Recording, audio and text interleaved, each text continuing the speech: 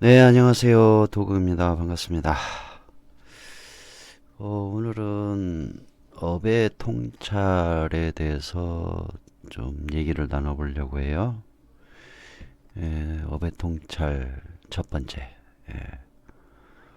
우리는 업이 무엇인지 알아야 됩니다. 업이 무엇인지 알아보고 내가 무슨 업을 짓는지 알아야 나의 현재의 인생과 미래의 인생을 알 수 있게 됩니다. 즉 업을 제대로 알아야 인과응보를 제대로 예측할 수 있다는 것이죠. 그러니까 내 자신이 지금 짓고 있는 업이 무엇인지를 알아야 내 인생의 인과응보 현상을 제대로 알 수 있을 거 아닙니까?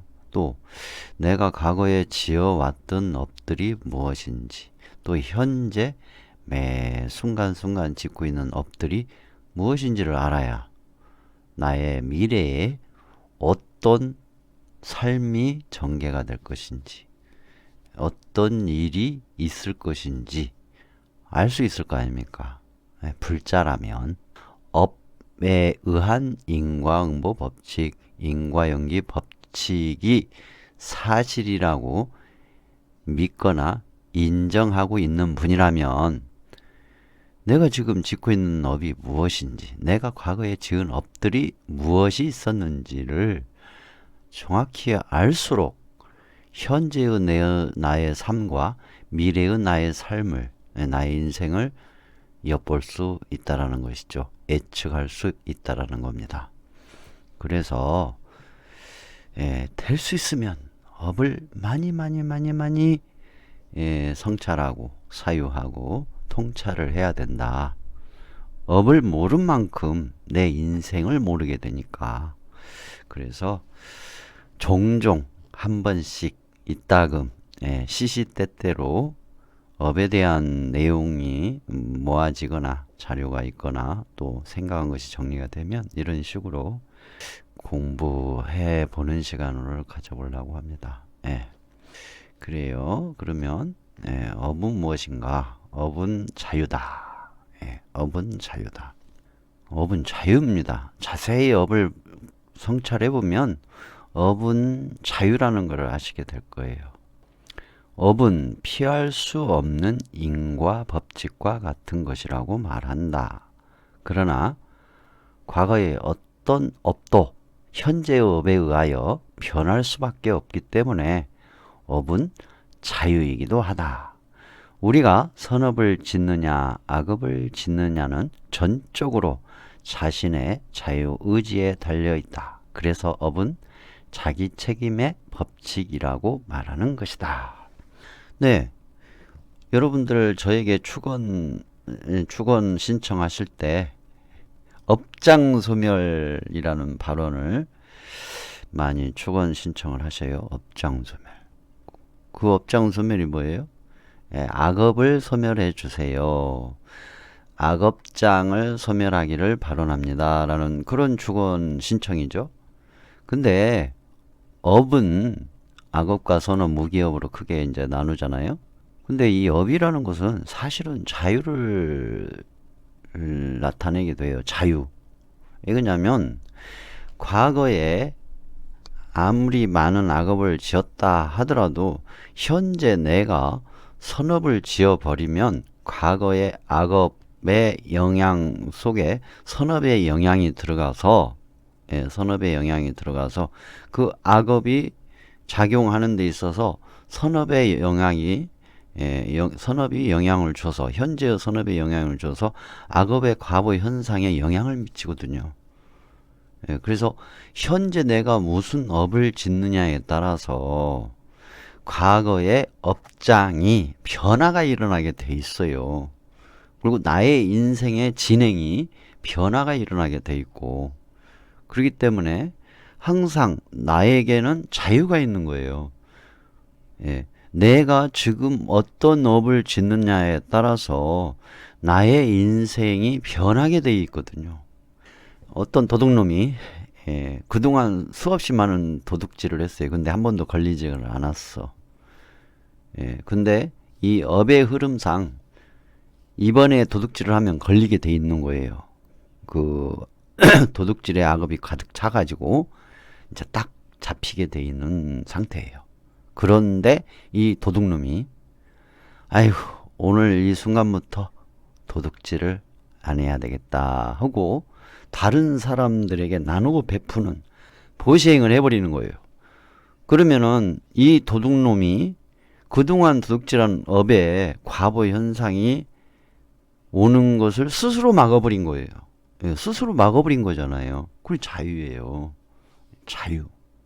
그래서 업은 자유다라고 할 수도 있답니다. 그 다음에 부처님께서 이제 어떤 입장이었는지, 업에 대한 것이 어떤 입장이었는지 좀 한번 알아볼게요. 이게 토막토막에 대한 내용들을 가지고 나눠보는 대화 시간입니다.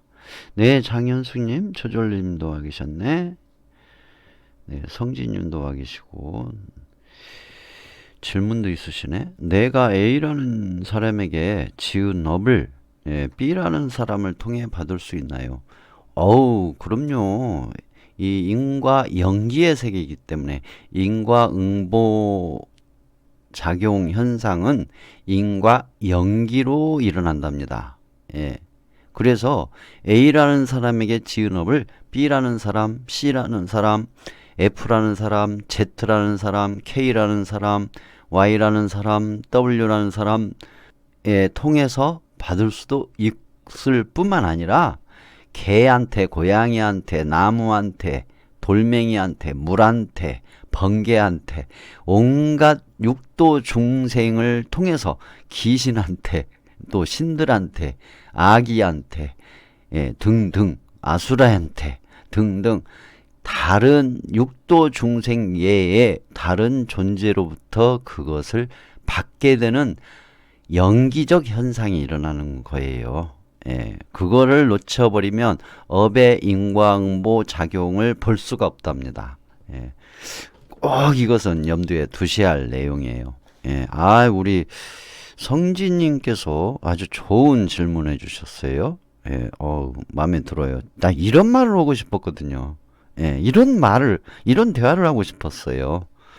좀 이어서 부처님이 어떠한 입장의 업에 대한 입장이셨고 어떠한 취지에서 업을 가르쳐 주셨는지, 업의 인과를 가르쳐 주셨는지 한번 알아보도록 할게요. 부처님은 업력이 물체의 운동이나 현상의 원인과 결과의 관계처럼 매우 물리적 역학적인 내용이에요. 이거는 물리적인 내용입니다. 부처님은 업력이 물체의 운동이나 현상의 원인과 결과의 관계처럼 생각으로 말로 행동으로 지은 업의 원인이 인연이 화합하는 관계에서 서로 의지하고 서로 관련되는 관계에서 그 마음의 주체 의지에 의하여, 여기 주체 의지가 나와요. 주체적 의지니까 자유잖아요. 그 강약이 나타남을 깨우치시고 이를 통하여 허구적인 창조론과 숙명론, 허구, 사실이 아니라는 얘기죠. 뻥이라는 얘기예요. 뻥. 허구적인 창조론과 숙명론 또는 운명론 또는 당시의 브라만교, 지금의 힌두교죠.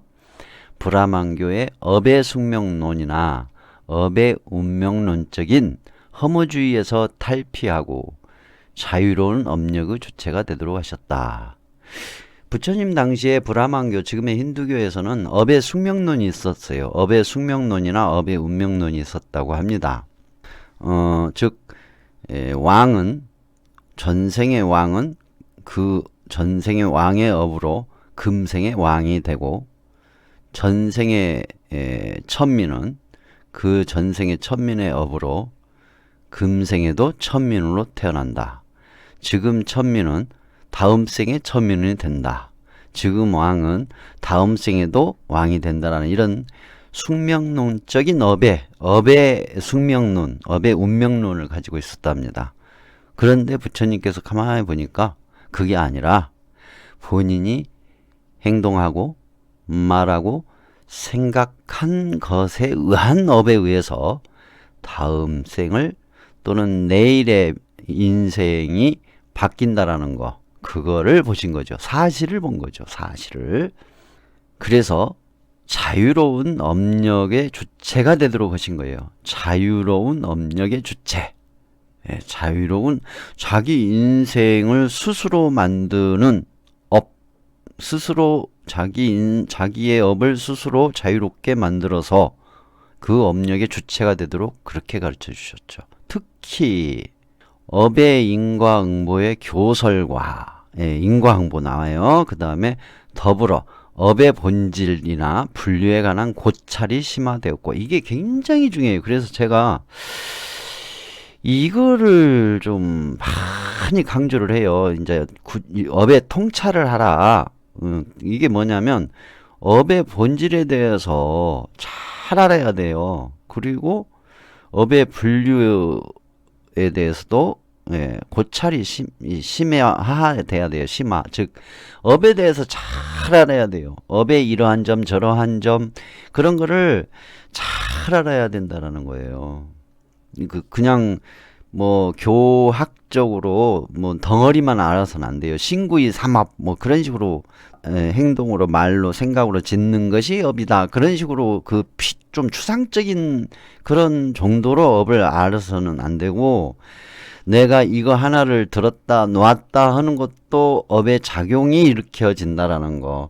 제가 핸드폰을 켰다가 껐다 하는 것조차도 업의 작용이 된다라는 거. 제가 손을 이렇게 하는 거하고 이렇게 하는 거하고 이렇게 하는 거하고 따라서 또 달리 다른 업의 결과가 나온다라는 거를 아주 세밀하게 봐야 된다는 거예요. 제가 웃느냐, 찡그리느냐, 화내느냐, 또는 부드러운 말을 하느냐에 따라 전혀 다른 것처럼 내 액션에서도 그 업의 작용이 있다라는 거예요. 예를 들어서 제가 이렇게 긁었어요. 그럼 여러분들이 지금 보시잖아. 그럼 그 여러분들 눈으로 제가 머리를 긁은 이미지가 각인이 돼요. 그래서 무의식 속에 각인이 되기도 하고 의식 속에, 예, 의식이 되기도 해요.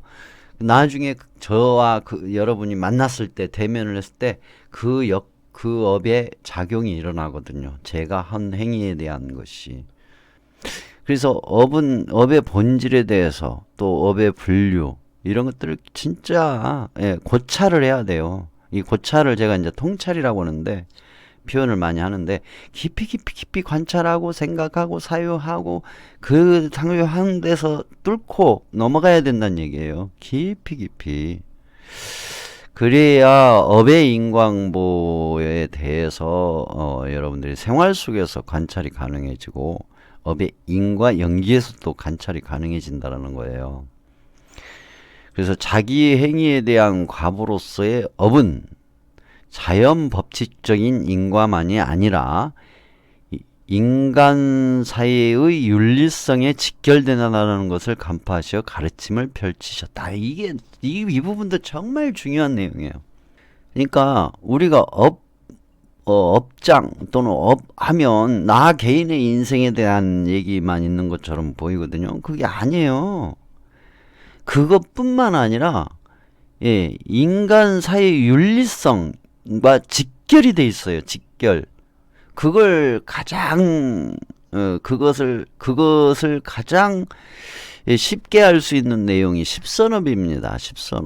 십선업은 인과응보의 현상 자연 법칙에 입각한 가장 윤리성에 가까운 내용이에요. 그러니까 뭐 없는 현상을 일부러 윤리적으로 표현을 하신 게 아니라 인과응보적으로 봤을 때 십선업을 하는 것이 개인의 자유와 행복에도 최고로 좋은 것이고, 이것이 나아가 인간사의 윤리로서 속세의 윤리도덕, 법률 윤리도덕보다 훨씬 완벽한 윤리성을 가지고 있다라는 것을 부처님께서는 간파하셔가지고 가르쳐 주신 거예요.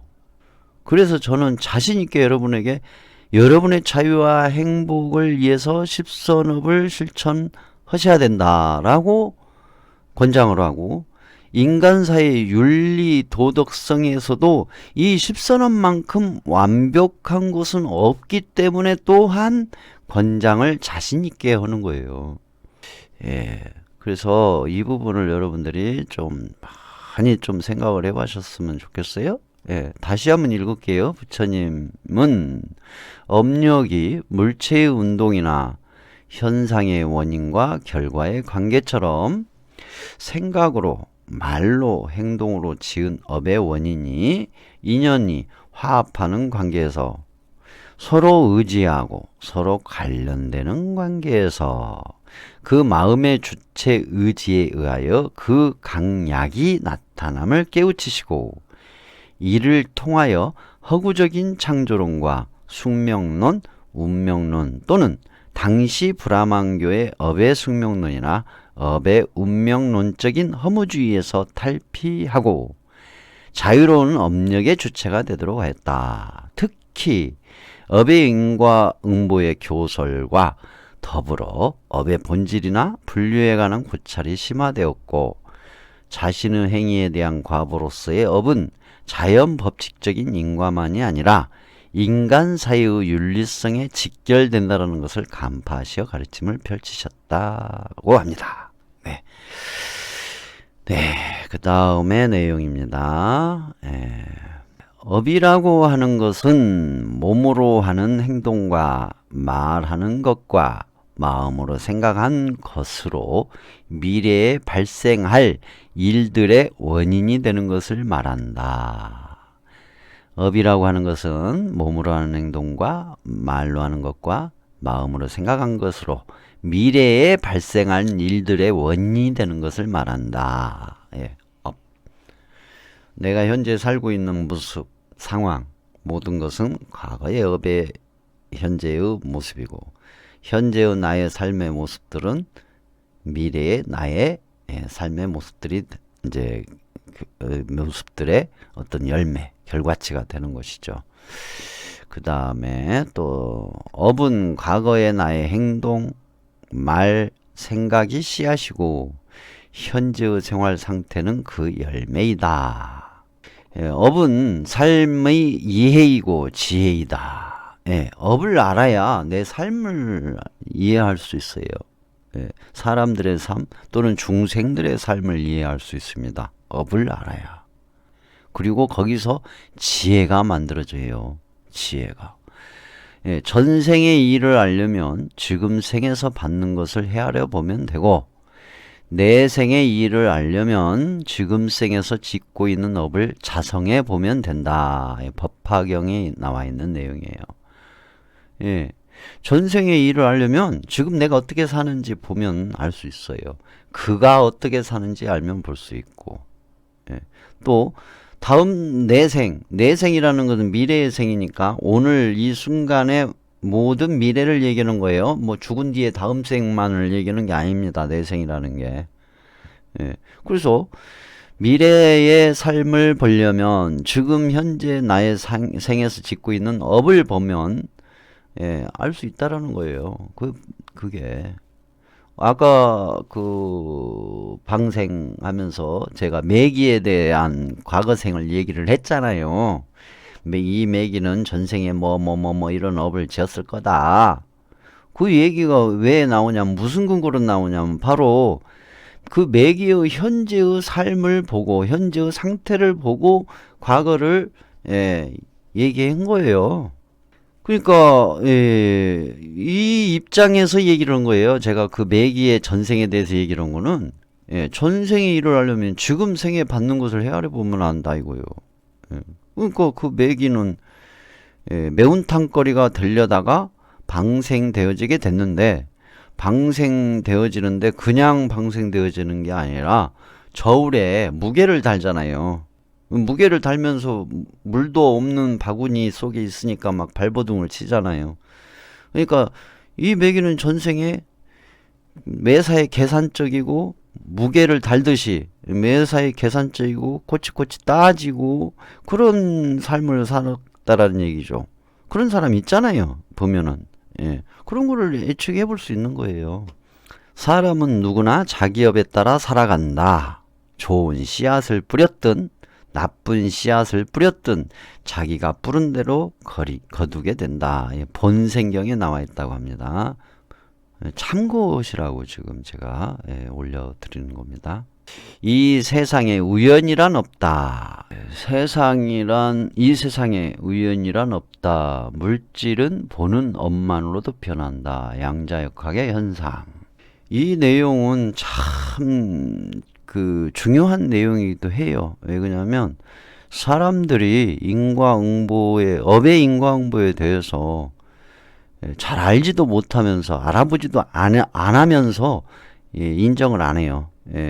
인정을 안 해요. 불교의 교리라고만 생각해요. 있는 사실을 얘기한 건데, 자, 이 양자역학에 대한 어떤 수학적 지식이라든가 뭐 물리학적 지식은 저는 하나도 모릅니다.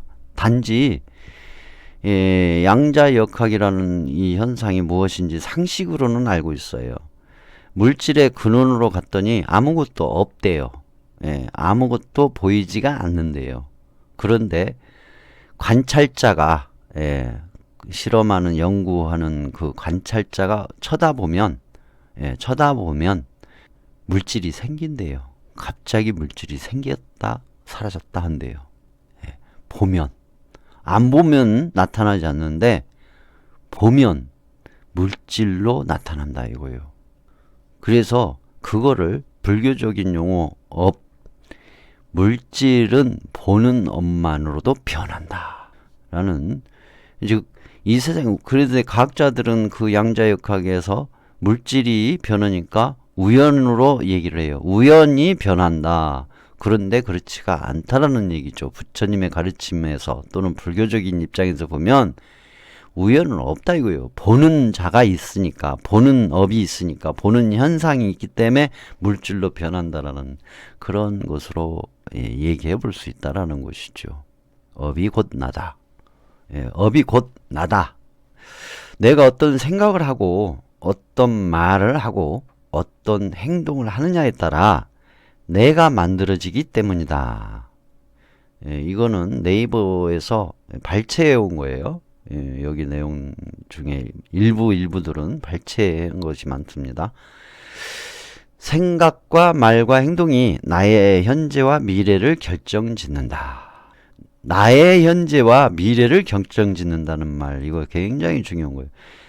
즉 업은 곧 나다. 내가 어떤 생각을 하고 어떤 말을 하고 어떤 행동을 하느냐에 따라서 내가 만들어지기 때문이다. 실제로 그래요. 이렇게 내가 만들어지는 거예요. 그래서 나의 생각과 말과 행동이 나의 현재와 미래를 결정짓게 된다는 것이죠. 이거 틀린 말 아니잖아요. 이렇게 안 되나? 조금만 관찰해보고 생각해보면 나의 생각과 말과 행동이 나의 현재와 미래를 결정짓잖아요.